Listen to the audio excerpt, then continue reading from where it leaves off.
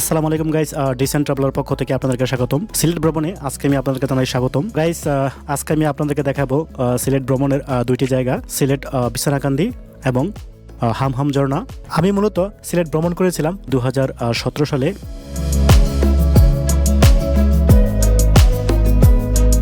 আপনারা দেখতে পাচ্ছেন আমি এখন আছি বিছনাকান্দি এবং আমার পাশে চারপাশে যে জায়গাটা দেখতে পাচ্ছেন এটা হচ্ছে বিছনাকান্দির মূল পয়েন্ট। আমার পিছনে দেখতে পাচ্ছেন হামহাম ঝর্ণা, ঝর্ণার মূল ভিউ, অপরূপ সৌন্দর্য।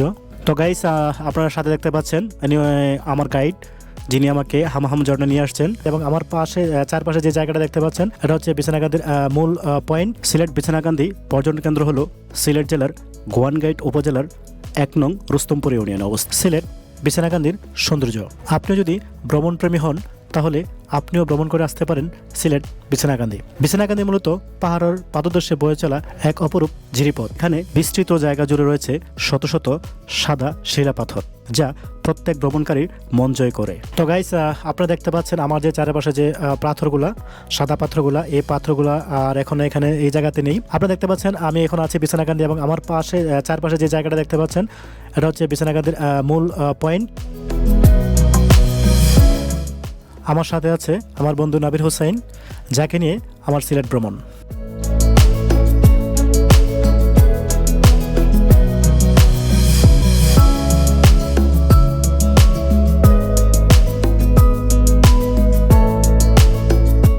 বিছনাকান্দি মূলত পাথর কৈরি, যেখানে নদী থেকে পাথর সংগ্রহ করা হয়। আর এই জায়গাতে খাসিয়াতের বিভিন্ন স্তর মিলিত হয়েছে। আসলে এই পাথরগুলো এখন স্মৃতি হিসাবে আছে। এই পাথরগুলা একদল স্থানীয় প্রভাবশালী লোক, তারা কিন্তু এগুলো চুরি করে বিক্রি করে দিয়েছে। আসলে তারা নিজের স্বার্থের জন্য এই কাজগুলো করেছে। আসলে কিন্তু তারা জানে না যে তারা ট্রাভেলিং জায়গাগুলো কত নষ্ট করেছে। এবং সেই জায়গাগুলো স্মৃতি হিসাবে রাখার জন্য আমি কিন্তু আজকে এই ভিডিওটা তৈরি করছি।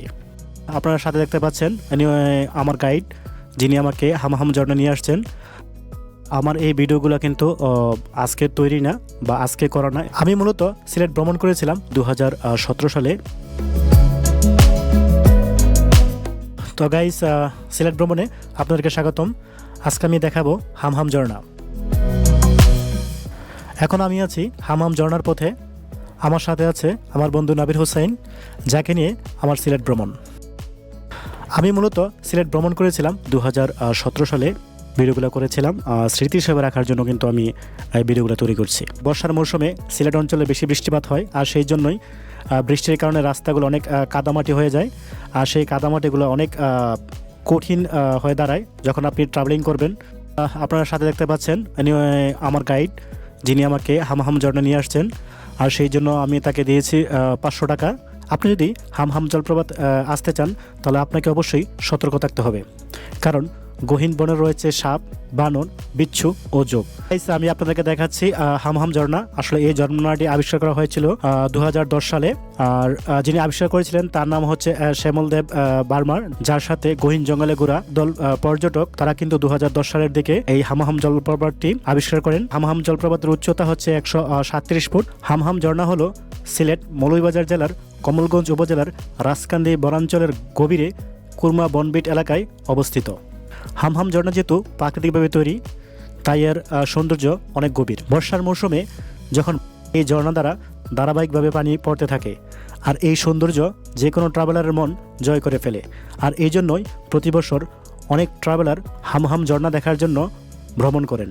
হামহাম ঝর্ণা আসতে হলে অবশ্যই আপনাকে স্থানীয় বাসিন্দাদের গাইড নিয়ে আসতে হবে, কারণ হামহাম ঝর্ণা সমতল ভূমি থেকে 7 কিলোমিটার গহীন বনে। বাংলাদেশের ট্রাভেল প্রেমীদের কাছে আমার রিকোয়েস্ট থাকবে, যখন আপনারা হামহাম ঝর্ণা দেখার জন্য গহীন বনে ভ্রমণ করেন, তখন আপনারা সাথে করে অবশ্যই পানি এবং শুকনা খাবার নিয়ে যাবেন।